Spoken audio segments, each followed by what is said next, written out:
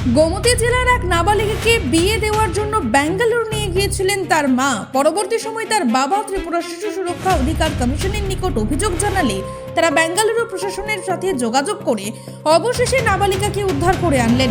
ত্রিপুরা শিশু সুরক্ষা অধিকার কমিশন এদিন নাবালিকাকে তার বাবার হাতে তুলে দিলেন। সার্বিক বিষয়ে জানান ত্রিপুরা শিশু সুরক্ষা অধিকার কমিশনের চেয়ারপারসন জয়ন্তী দেববর্মা।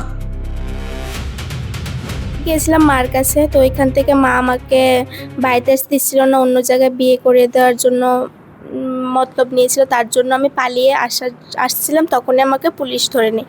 তো মা ওইখানে মিসিং কেস করেছিল, করার পর ওইখান থেকে মা আমাকে আবার নিয়ে ওই হোমে রেখে দেয়। তো ওইখানে আমি 10 মাস ছিলাম।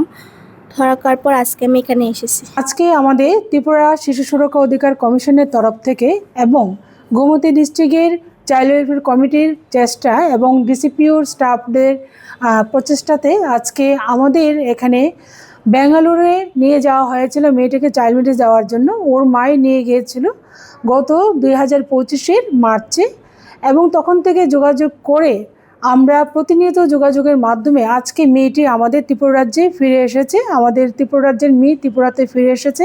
নিয়ে গিয়ে সেই সাউথ ইন্ডিয়ান এক বয়স্ক ছেলের সাথে ওর বিয়ে ঠিক করেছিল মা জবরদস্তি, এবং ওকে নির্যাতনও করতো। তো সে ফোন করেছিল বাবাকে, বাবা আমাদের কাছে একটা দরখাস্ত দিয়েছে। সেই দরখাস্তর মূলে আমরা প্রতিনিয়ত যোগাযোগের মাধ্যমে আজকে 2026 মে মাসের আজকে 5 তারিখ আজকে মেয়েটি আমাদের কাছে আসলো, এবং ওইখানে পুলিশ এসকর্ট সহ মেয়েটিকে আজকে ফ্লাইটের মাধ্যমে আনা হয়েছে। আনন্দ আর ভালোবাসার দীপ্তিতে গড়া সমুজ্জ্বল পরমা, ঠিক তোমারই মতো। শ্যাম সুন্দর কোম্পানি জুয়েলার্স, আগরতলা, উদয়পুর, ধর্মনগর, কলকাতা।